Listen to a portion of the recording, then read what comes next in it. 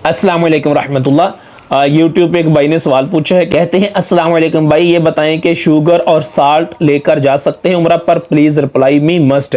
देखिए भाईजान, हज पे जा रहे हो या उम्रा पे जा रहे हो, तो जिस एयरलाइन पे भी आप जा रहे हैं उस एयरलाइन ने जितने वजन की आपको इजाजत दी हुई है उस वजन के अंदर रहते हुए आप चीनी भी लेके जा सकते हैं, आप नमक भी लेके जा सकते हैं। उसमें कोई हर्ज नहीं है, कोई मना नहीं है और किसी किस्म का कोई प्रॉब्लम भी नहीं है।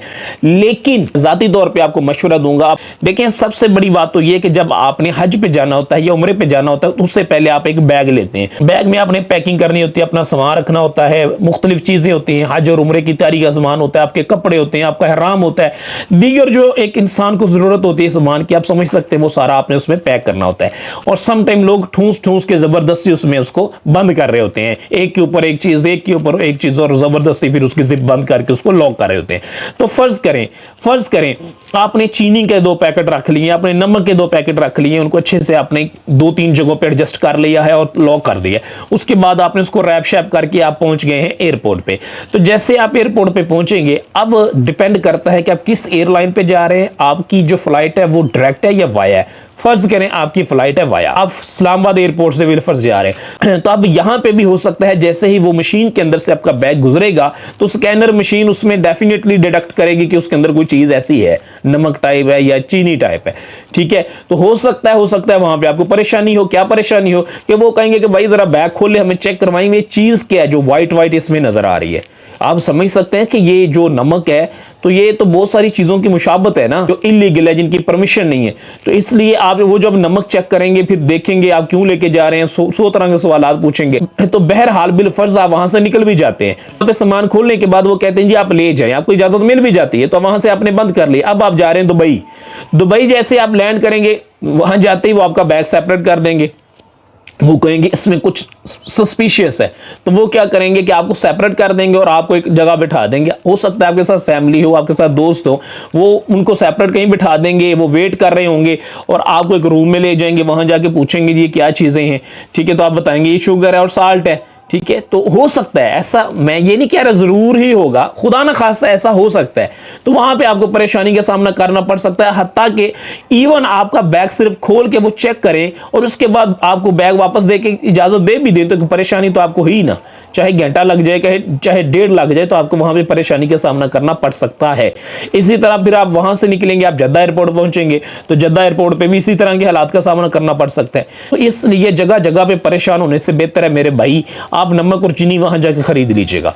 आप एक ऐसी जगह पे जा रहे हैं जो बियाबान और वीरान नहीं है, ठीक है, इंटरनेशनल सिटी है, हर चीज जरूरियात जिंदगी की हर चीज आपको वहां से मिलेगी। आपको शुगर भी मिलेगी, आपको साल्ट भी मिलेगा, मसाला जात भी मिलेंगे, हर तरह का खाना भी मिलेगा, देसी भी मिलेगा, इंग्लिश भी मिलेगा, चाइनीज भी मिलेगा, हर तरह के बेवरेजेस वहां पे मिलेंगे, इंटरनेशनल ब्रांड्स वहां पे अवेलेबल है। कुछ भी आपने खाना है, पीना है, पहनना है, हर चीज आपको वहां से मिलेगी और आसानी से मिलेगी, कोई परेशानी की बात नहीं है। तो पहले ही मैंने आपको बता दिया है कि आप नमक और चीनी लेके जा सकते हैं, मगर ये आपके लिए बहुत ज्यादा परेशानी का सबब जगह पे बन सकता है, क्योंकि इन दोनों की जो शक्ल है, दोनों की जो हैबत है, वो एक आप समझते हैं जो इलीगल चीजें उनके साथ इनकी मुशाबत है, ठीक है, सिमिलर दोनों की शक्ल नजर आती है। आप नमक को दूर से देख लें और ये जो लोग पाउडर शाउडर और इस तरह की इलीगल चीजें बाहर लेके जा रहे होते हैं, एयरपोर्ट्स पे पकड़े जाते हैं।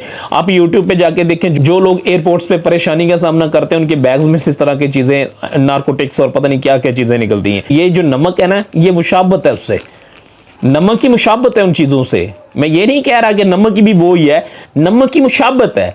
तो ये सस्पिशियस चीजों में, सस्पिशियस कैटेगरी में तो आ गया ना। जगह जगह पे आप 2 एयरपोर्ट पे जाएं, 4 एयरपोर्ट से गुजरे, तो वहां पे क्या होगा, स्कैनर से गुजरना पड़ेगा। तो स्कैनर से जैसे बैग गुजरेगा तो ये उनको लगेगा कि ये कोई गलत चीज तो नहीं है, तो वो आपको सेपरेट करेंगे। तो जब वो सेपरेट करेंगे तो फिर आपका कितना टाइम बर्बाद करेंगे इसका कुछ पता नहीं है, ठीक है। और फिर दूसरे ममालिक में जब जाते हैं, वहाँ के अथॉरिटीज डिफरेंट है, वहाँ के लोग डिफरेंट है, वहाँ पे कम्युनिकेशन का जो अंदाज है वो डिफरेंट होता है, उनकी मदर लैंग्वेज हमारी डिफरेंट होती है, उनकी लैंग्वेज डिफरेंट होती है, तो लैक ऑफ कम्युनिकेशन की वजह से वो पूछ कुछ रहे होते हैं, समटाइम हमें समझ नहीं आता। बिलफर्ज कोई बंदा सऊदी अरेबिया में जाता है, वहाँ उसके बैग से नमक का थैला निकल आता है, वो पूछते हैं ये क्या है, वो अरबी में पूछेंगे इस बेचारे को। बिलफर्ज अगर अरबी नहीं आती तो ये तो फंस गया ना, ये उसको एक्सप्लेन ही नहीं कर, ये उनको बता ही नहीं सकेगा कि जो बताना चाहता है। इसी तरह दुबई में भी हो सकता है कि अरबी में इंग्लिश में बात करें और हर बंदे को अरबी इंग्लिश तो आती नहीं है, तो इसलिए भाईजान मैं आप सबको मशवरा दूंगा, जो भी ये वीडियो देख रहा है, खुदारा ऐसी चीजें ना लेके जाया करे। वहां से आपको क्या जो नहीं मिलता, हर चीज आपको वहां से मिलेगी। आप एक बहुत प्यारे, बड़े खूबसूरत और बहुत बाबरकत शहर में माशाल्लाह जा रहे हैं, और वहां से आपको जरूरियात जिंदगी की हर चीज आपके करीब तरीन इंशाल्लाह ताला आपको मिल जाएगी। इसलिए एहतियातन ऐसी कोई भी चीज आप साथ ना लेके जाए। आप एक वीडियो जरूर देखिएगा सऊदी अरेबिया में मेडिसिन लेके जाना, ठीक है, उसमें मैंने कुछ डिटेल्स बताई है मसाला जात की और मेडिसिन की जो लोग लेके जाते हैं उनके बारे में। तो खुदारा ऐसी चीजों से बचना है, सफर को पुरसुकून बनाना है कि जब अपने हज पे जा रहे हैं, उम्रे पे जा रहे हैं, हम अल्लाह की इबादत के लिए जा रहे हैं, हम एक मुकद्दस तरीन शहर में जा रहे हैं, उसका बहुत ज्यादा इकराम है, उसका बहुत ज्यादा एहतराम है। तो हमने वहां जाके अपना मैक्सिमम टाइम जो है वो अल्लाह की इबादत में गुजारना है। इसीलिए फिजिकली भी और मेंटली भी दोनों तरह से आपने पुरसुकून वहां पे होने, और जैसे आप पुरसुकून होंगे तो इंशाअल्लाह ताला आपको इबादत में भी मजा आएगा। आप तो हज्जत के वक्त उठेंगे, बैतुल्ला शरीफ में जाएंगे, नवाफिल अदा करेंगे, अजान फजर इतने प्यारे मकाम पे सुनेंगे, उसके बाद फिर आप वहां नमाज फजर बाजमात अदा करेंगे, तिलावत कुरान पाक करेंगे, दुरूद शरीफ कसरत से पढ़ेंगे, इस्तिग़फ़ार कसरत से करेंगे, तो एक मजा आएगा, सुकून आएगा, और वहां जाने का मकसद भी आपको महसूस होगा कि पूरा हो रहा है। और जब आप इस तरह के मामलात में फंस के टेंशनों में और परेशानियों में, तो वहां पे जब पहुंचेंगे फिजिकली भी थके होंगे, मेंटली भी सिक होंगे, तो फिर how it can be possible कि आप इस तरह एक पुरसुकून अंदाज में अपनी इबादत को कर सके। भाई मुमकिन ही नहीं है। अपने आप को अपने वहां पे इजी रखना है, कंफर्ट जोन में रखना है, पुरसुकून रहना है।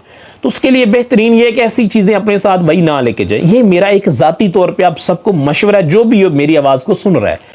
बाकी आप लेके जबरदस्ती चले भी जाएंगे तो मैंने आपको मना थोड़ी कर देना, आपकी अपनी मर्जी है भाई, आप जो मर्जी लेके जाएं।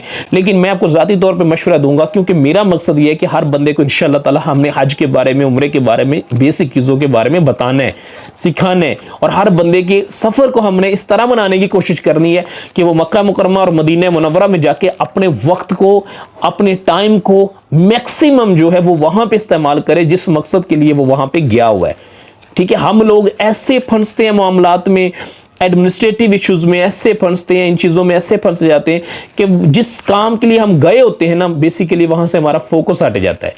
मतलब आप फर्ज करें उम्रे के लिए गए हुए हैं, तो अब उम्रा जो है मक्का मुकर्रमा में पहुंच के उम्रा अदा करना कोई 2 दिन का काम तो नहीं है, हफ्ते का काम भी नहीं है, जरूरी भी नहीं है कि सुबह से शाम तक ही कोई शर्त है कि आपने इतने वक्त में उम्रा अदा करना है, बिल्कुल भी नहीं है। तो उम्रा तो हो सकता है आप 1 घंटे में अदा करें, हो सकता है 40 मिनट में अदा कर लें, अच्छी ना हो आप आसानी से अदा कर लें। अब वो जो 40-50 मिनट की इबादत है या 1 घंटे की इबादत है, उस मकाम पे पहुंचने के लिए आपने कितनी लंबी जद्दोजहद की है, कोशिश की है, मुसीबतों से गुजरे, सफर से गुजरे, थकावट से गुजरे, भूख से गुजरे, सिर्फ 1-1.5 घंटे के उस मुकद्दस तरीन मकाम पे इस इबादत को करने के लिए। तो अब आप जब इतनी सोबतों से गुजर के वहां पहुंचे और जिस मकसद के लिए गए हैं उससे ही तवज्जो हट जाए, तो फिर क्या फायदा इतना लंबा सफर करें, फिर वो रूहानियत महसूस नहीं होती, वो सुकून महसूस नहीं होता। तो मेरे भाई, इसलिए मैं आपसे रिक्वेस्ट करूंगा कि आपने कोशिश करनी है ऐसी चीजों से अवॉइड करना है, बल्कि सब ने करना है। जिस तक भी आवाज जा रही है, जब भी आवाज जा रही है, आपने ऐसी चीजों से अवॉइड करना है। यहाँ की पॉलिसीज, यहाँ के रूल्स डिफरेंट है, वहां की पॉलिसीज और रूल्स डिफरेंट है, ठीक है। तो हमने किसी भी ऐसी सस्पिशियस एक्टिविटी से बचना है और पुरसुकून अंदाज में अपना सफर गुजारना है, ताकि हम पुरसुकून अंदाज में जाके अल्लाह की इबादत कर सके। अल्लाह ताला आपको, मुझे, हम सबको बार बार बार बार हज बैतुल्लाह की सआदत नसीब फरमाए, बार बार मदीनतुल मुनव्वरा की रोज़ा रसूल सल्लल्लाहु अलैहि वसल्लम पे हाजिर होके अल्लाह के आखिरी नबी सल्लल्लाहु अलैहि वसल्लम की सुनहरी जालियों के सामने हाजिर होके दुरूद व सलाम पढ़ने की सआदत अता फरमाए। आमीन या रब्बुल आलमीन।